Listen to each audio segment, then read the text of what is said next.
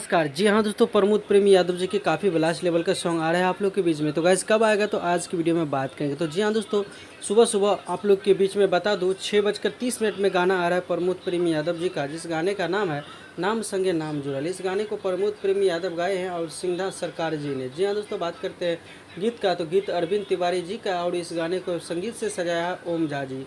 भाई लोग, इस गाने को यानी कि आज सुबह में 15 यानी आज 15 तारीख है, सुबह में 6:30 पे इस गाने को रिलीज़ कर दिया। जी हाँ दोस्तों, गाने ऑडियो फॉर्मेट में रिलीज़ किया जा रहा है। कौन से चैनल से रिलीज़ होगा, तो जी हाँ दोस्तों, आप लोग को बता दो वी4 भोजपुरी यूट्यूब चैनल से। और उस फिल्म का नाम है मीरा के मोहन, उसी फिल्म का ये गाना है।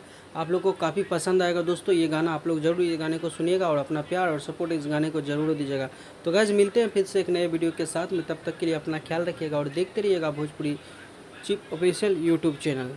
क्योंकि प्रमोद प्रेमी यादव जी का भक्ति सॉन्ग भी आज एक आया है प्रमोद प्रेमी इंटरटेनमेंट से, तो जाके देख लीजिएगा। धन्यवाद दोस्तों।